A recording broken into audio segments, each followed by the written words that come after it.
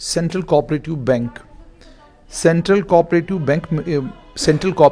में 51.41 लाख रुपए की मिसअप्रोप्रिएशन और एम्बेजलमेंट की शिकायत आई और शिकायत की रजिस्ट्रार कोऑपरेटिव जम्मू कश्मीर श्रीनगर। उन्होंने कहा कि 51.41 लाख रुपए की बेईमानी जो है वो central cooperative bank branch unit Trehgam Kupwara में हुई है।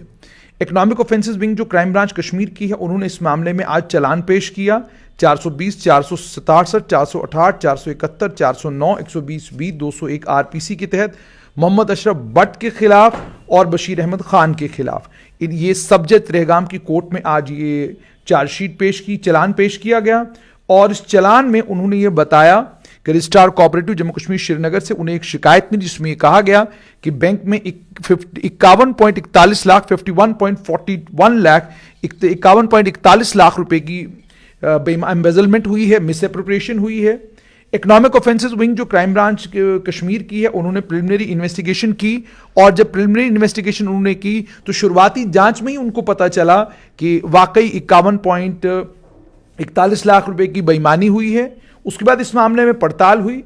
पड़ताल जब हुई तो जो इल्जाम लगे थे उन इल्जामों को सिद्ध साबित किया, क्राइम इल्जाम सही साबित हुए। जो इसमें एक्यूज बताए गए हैं मोहम्मद अशरफ बट जो उस समय ब्रांच मैनेजर थे सेंट्रल कोऑपरेटिव बैंक के, और उसके अलावा उनके साथ में थे बशीर अहमद खान जो क्लर्क थे उस वक्त। इन दोनों के खिलाफ ये तमाम जो इल्जामात लगे हैं सही साबित हुए हैं और चलान अब इस मामले में सब्जेक्ट त्रेहगाम कुपवाड़ा की कोर्ट में पेश किया गया है। आज चलान पेश किया गया, सिर्फ इतना ही नहीं बल्कि इसके अलावा एक मल्टी करोड़ एम्बेजलमेंट और बैकडोर अपॉइंटमेंट्स का स्कैंडल इससे पहले CCB central cooperative bank Baramulla में भी इसी तरीके से सामने आया था और सरकार ने उस समय 2 मेंबर की इंक्वायरी कमेटी कॉन्स्टिट्यूट की थी उस मामले में पड़ताल करने के लिए। यह हुआ था 14 अगस्त 2015 को।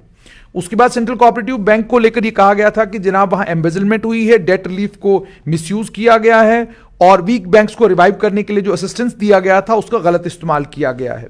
10 जुलाई 2015 जो उस समय सेक्रेटरी थे कोऑपरेटिव विभाग के, उन्होंने रजिस्ट्रार कोऑपरेटिव सोसाइटीज को कहा कि आप इस मामले की पड़ताल खुद करें और एक डिटेल्ड रिपोर्ट रिकमेंडेशंस के साथ हमें दे दें।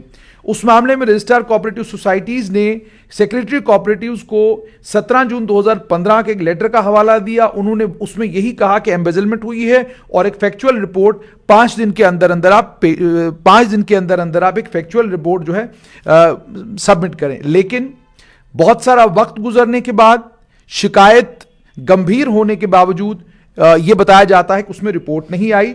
उसके बाद एक और लेटर लिखा गया और जिसमें यह कहा गया कि उस समय के जो मैनेजिंग डायरेक्टर थे बारामूला सेंट्रल कोऑपरेटिव बैंक के, उनको लेकर कहा गया कि इरेगुलरिटीज में वो शामिल हैं।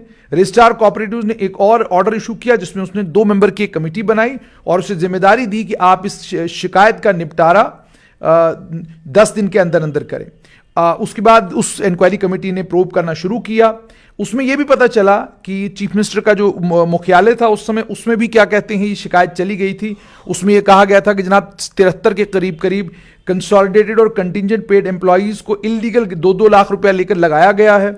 इसके अलावा इलीगल अपॉइंटमेंट्स की गई हैं और इलीगल अपॉइंटमेंट्स करके इन कर्मचारियों ने बैंक को लाखों रुपए का चूना लगाया है। उन्होंने यह भी कहा था कि 7.28 करोड़ का जो है फ्रॉड हुआ है बैंक के साथ। कोऑपरेटिव बैंक की जो ब्रांचेस हैं बारामुल्ला, उड़ी, कलंतारा, टंगर्ग, बांडीपुरा, सोपुर, नवपुरा, सीलू, डंगीवच्चा, सुंबुल, टंगमर्ग, पट्टन, बागूरा, चंदनवाड़ी, कुपवाड़ा, हंदवाड़ा, वेलगाम, त्रेहगाम, करालपुरा, लालपुरा, मागम, टंगधार, लंगेट, सोगम और हाजिन। ये शिकायत आई थी। इस शिकायत का बाद में क्या हुआ कुछ पता नहीं चला, लेकिन फिलहाल एक मामले में जैसा मैंने आपको कहा कि इकोनॉमिक ऑफेंसेस विंग जो क्राइम ब्रांच कश्मीर की है उसने आज एक मामले में 51.41 लाख रुपए की एम्बेजलमेंट के मामले में, मिसअप्रोप्रिएशन के मामले में चलान आज सब जज त्रेहगाम कुपवाड़ा की कोर्ट में पेश किया है।